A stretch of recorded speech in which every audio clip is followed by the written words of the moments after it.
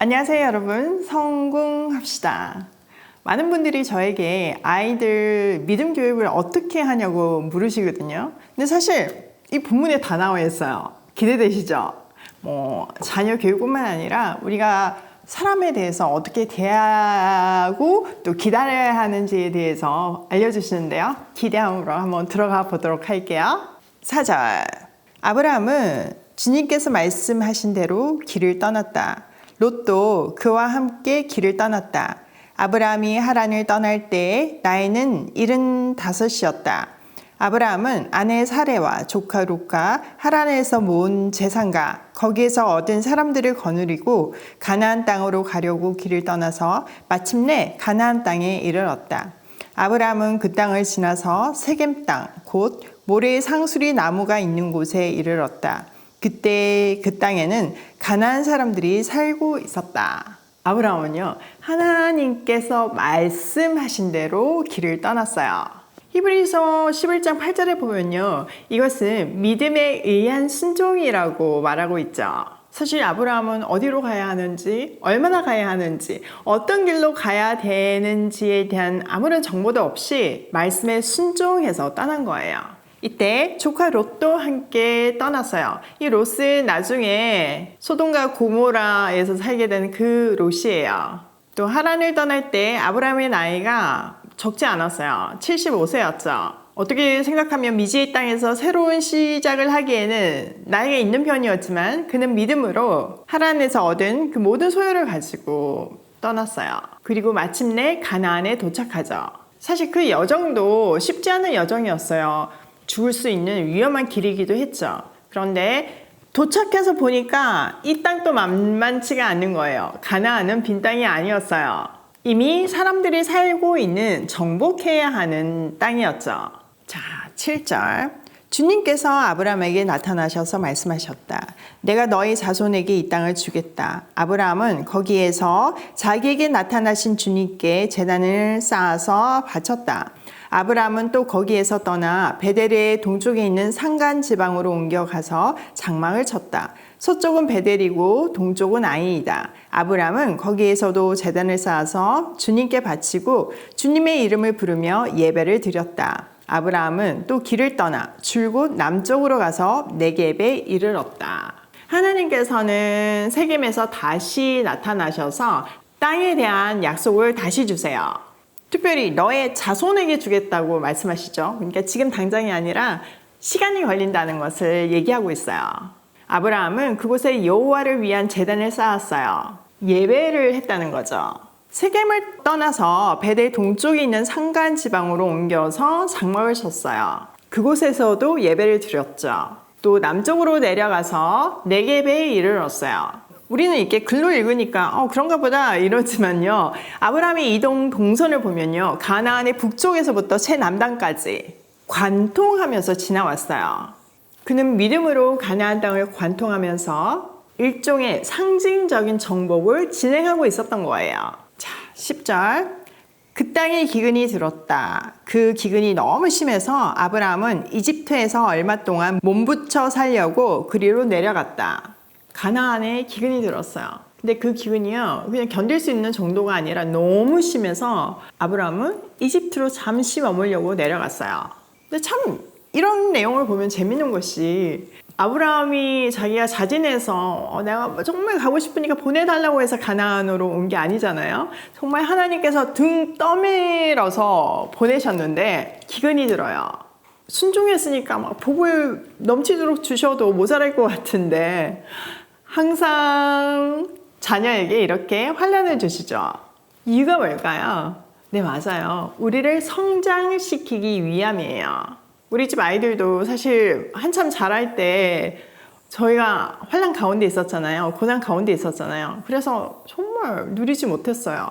근데 우리 큰아들이 맨날 하는 말이 가난이 최고의 축복이 없대요. 아직 20살밖에 안 됐지만 그 광야의 시간이 자기에게 너무나 귀하고 지금의 자기를 있게 한 감사한 시간이었다고 고백하더라고요. 마찬가지예요.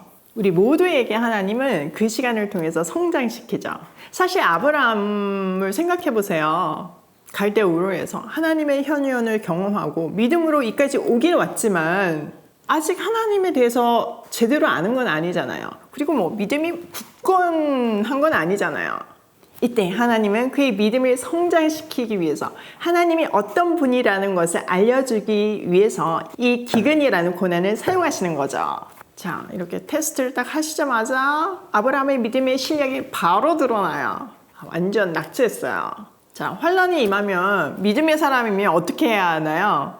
하나님께 엎드려 은혜를 구하고 길을 구하고 방법을 구해야 되겠죠. 그런데 묻지도 않고 스스로 딱 결정해가지고 애굽으로 내려갔어요. 약속의 땅을 떠나버리죠. 사실 네겝 지역은요, 강우량이 적어가지고 아주 심각한 기근이 들었대요. 그래서 이때 사람들은 해결이 안 되니까 애굽으로 가는 일이 자주 있었던 거죠. 그러니까 그 대열 속에 아브라함이 속했던 거예요. 근데 세상 사람들이 가니까 자기도 같이 간 거예요. 아무 생각 없이요. 뭐 계속 살 것도 아니고 잠시 피해서 있는 거니까 큰 문제가 되지 않을 거라고 생각했지만 사실 그거는 약속의 땅을 떠나는 엄청난 일이었어요. 그런데 이 조그만 세상의 타협은요, 더 큰 기가 막힌 세상과의 타협으로 이어져요. 영적인 일은 항상 이렇게 점진적이라는 사실을 꼭 알아야 되고 죄는 점점점 더 커진다는 것을 알아야 돼요. 11절 이집트에 가까이 이르렀을 때 그는 아내 사레에게 말했다. 여보, 나는 당신이 얼마나 아리따운 여인인가를 잘 알고 있소. 이집트 사람들이 당신을 보고서 당신이 나의 아내라는 것을 알면 나는 죽이고 당신은 살릴 것이요. 그러니까 당신은 나의 누이라고 하시오. 그렇게 하여야 내가 당신 덕분에 대접을 잘 받고 또 당신 덕분에 이 목숨도 부지할 수 있을 거예요. 어머나 세상에. 자기 살겠다고, 자기 좀 대접받고 편안하게 있겠다고 아내를 누이라고 속이겠대요. 그러니까 동의해달라고 얘기하는 거잖아요. 와, 믿음의 조상 아브라함 맞나요? 그는 하나님이 책임져 주실 것이라는 그 믿음을 전혀 가지지 못했어요. 그리고 아주 인간적이고 세상적인 방법으로 자기 생명을 보존할 궁리를 꾸몄죠. 이런 모습에서 우리는 하나님이 한 인간을 정말 믿음의 사람을 만들기까지 얼마나 오랜 시간을 기다리시고 또 훈련하시는지를 알 수 있어요. 자, 14절. 아브라함이 이집트에 이르렀을 때 이집트 사람들은 아브라함의 아내를 보고 매우 아리따운 여인임을 알았다. 바로의 대신들이 그 여인을 보고 나서 바로 앞에서 그 여인을 칭찬하였다. 드디어 그 여인은 바로의 궁전으로 불려 들어갔다. 바로가 그 여인을 보고서 아브라함을 잘 대접하여 주었다. 아브라함은 양떼와 소떼와 암나귀와 수나귀와 남녀 종과 낙타까지 얻었다. 와, 아브라함의 생각이 어느 정도 맞았죠? 사례가 얼마나 아름다웠던지 그 소문이 바로에게까지 들어갔어요. 그래서 바로는 그 여인을 궁전으로 불려들이죠. 바로는 이 여인을 데려가는 대가로 아브라함에게 지참금 성격으로 한몫 챙겨줘요. 이 고대 때는 약혼을 할 때 신랑이 신부 측 보호자에게 선물을 주는 게 너무나 당연한 관습이었거든요. 그러니까 아내로 삼으려고 지참금을 챙겨준 거예요. 지금 나열된 거 보면 뭐 동물들, 짐승들이 있지만 낙타는 진짜 비싼 어떤 럭셔리한 아이템이었는데 낙타까지 준 걸 보니까 진짜로 한몫 챙겨준 것 같아요. 와, 진짜 큰일 났지 않나요? 사례는 그냥 아브라함의 아내 정도가 아니라 아브라함이 그 열국의 아비가 될 거잖아요. 그러면 이 열국의 어미가 될 사람인데 지금 바로의 와이프가 되면 이거 무슨 일이에요?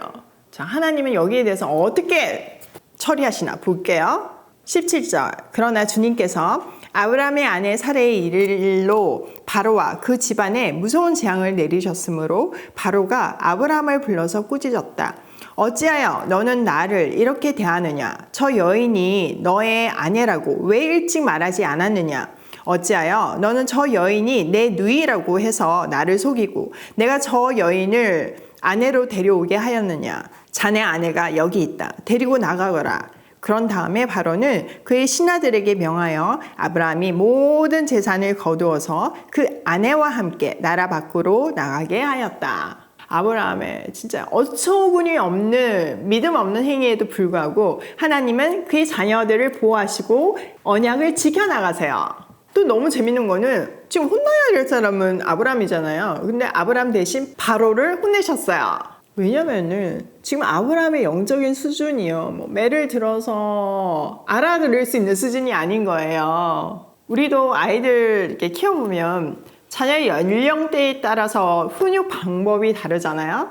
영적인 연령이 지금 이제 갓 태어난 상태니까 거기에 맞춰서 하나님이 기다려주시고 대해주시는 거예요. 영적으로 갓 태어난 아브라함에게 하나님은요, 그 대단한 바로를 혼내심으로 하나님이 어떤 분인지를 알려주신 거죠. 온 우주의 만왕의 왕이신 거를 알려주셨어요.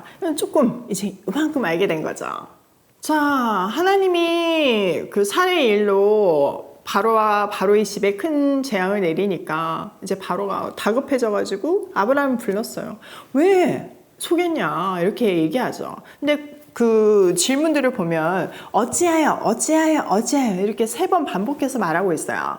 엄청 충격받았다는 것이 그의 말 속에 들어있죠. 또 이 어찌하여 이거를 반복하면서 이 일의 잘못이 자기한테 있는 것이 아니라 아브라함이 속여서 일어난 일이라는 것을 그 신에게, 그 심판을 내린 신에게 알려주고 있는 거예요. 증명하고 있는 거예요. 그런 다음에 이렇게 혼쭐이 난 바로는요, 아브라함에게 아내까지 다 데리고 짐 싸들고 나라 밖으로 나가게 했어요. 지참금으로 준 거 뺏지 않고 다 가져가게 했어요. 하나님이 너무 무서우니까 다 준 거죠.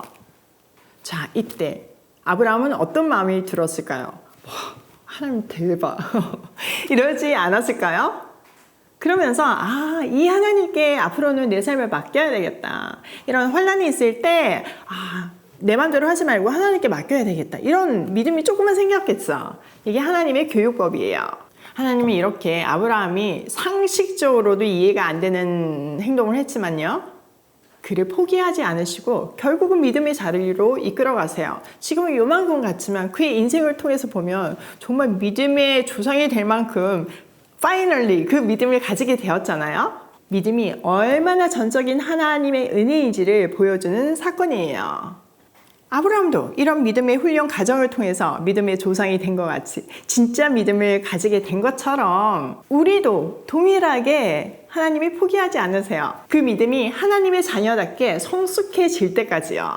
하나님이 얼마나 끈질기게 우리를 포기하지 않으시고 붙들고 계시냐 하면요, 시편 139편 8절에서부터 9절에 보면요, 내가 하늘에 올라갈지라도 하나님은 거기 계시고 음부로 내려갈지라도 하나님은 거기에 계시고 동력으로 가도 서쪽 바닷끝으로 가도 하나님은 거기에 계신대요. 거기서 내가 어떤 나락으로 떨어지고 어디로 도망을 간다고 해도 주님의 손이 나를 인도하시고 또 주님의 오른손이 나를 힘있게 붙들어 주신대요. 이게 지금 우리에게 임하는 내용이에요. 진짜 너무 감격이지 않나요? 이 아브라함을 보면서 지난 세월 저를 만들어 오신 하나님의 손길이 떠올라서 너무 감격스럽더라고요. 제가 하루아침에 이렇게 믿음이 생겼겠어요. 물론 지금도 성장하고 있지만 진짜 놔두고 지는 장면들이 생각해보면 많잖아요. 여러분 그렇지 않으세요? 나도 그랬기 때문에, 나도 그런 시절이 있었기 때문에 아이들을 기다려줄 수 있고 또 다른 사람들을 기다려줄 수 있는 것 같아요. 그 사랑을 경험해본 사람이 그 사랑을 줄 수 있는 거죠. 또 하나 감격인 것은요, 아브라함이 엄청난 실수를 한 거잖아요. 근데 하나님은요, 그 실수도 아름답게 사용하세요. 아브라함이 살해 때문에 챙길 수 있었던 결혼 지참금이 적지는 않았을 거잖아요. 근데 그게 나라를 시작한 시드머니가 됐어요. 우리 실수조차도 사용하셔서 하나님의 꿈을 이루어 가시는 그 놀라운 역사에 정말 감격하고 엎드릴 수밖에 없어요. 자, 오늘 내용을 우리 삶에 한번 적용을 해보면요. 첫 번째, 하나님의 교육법을 기억하자. 사실 하나님은요, 우리에게 재능을 충분히 주셨어요. 그래도 부족한 부분이 있잖아요. 그때 포기하시는 것이 아니라 채워주시고 훈련시켜서 반드시 사용하세요. 우리를 통해서 하나님의 꿈을 이루어가세요. 이거 우리 자녀한테 적용해야 돼요. 또 우리 주위에 있는 믿음이 어린 사람들에게 적용해야 돼요. 그럴 때 우리는 이 땅에서 천국을 누릴 수 있어요. 두 번째, 믿음은 전적인 하나님의 은혜로 만들어진다. 아브라함이 증거하고 있지 않나요? 하나님이 다 만들어 놓으시고 그 완성선에서 그 공로를 우리에게 돌려주세요. 아브라함이 이런 행동을 했지만 히브리서 기자는 아브라함을 믿음의 조상으로 평가했고 아브라함은 믿음으로 이런 행동을 했다. 이렇게 말하고 있잖아요. 그러니까 여러분 지금 상태가 온전하지 못한다고 해도 좌절할 일이 아니에요. 하나님은 우리를 성장시키고 이끌어 가시고 결국은 그 완성점에서 그 공로를 우리에게 돌려주실 거예요. 믿음으로 누구누구는 여기 여러분의 이름을 넣어보세요. 여러분의 인생의 평가가 믿음으로라고 결론 지어지면 얼마나 행복하겠어요? 세 번째, 우리의 실수도 사용하시는 하나님께 올인하자. 올인 안 하면 손해 아닌가요? 순종 안 하면 손해 아닌가요? 우리의 앞날을, 우리의 길을 완벽하게 아는 분에게 우리의 삶을 맡기는 것이, 올인하는 것이 가장 축복이에요. 오늘도 나를 만들어 가시는 하나님의 손길에 붙들려 믿음의 인생을 완주하길 소원하며 고싱해요.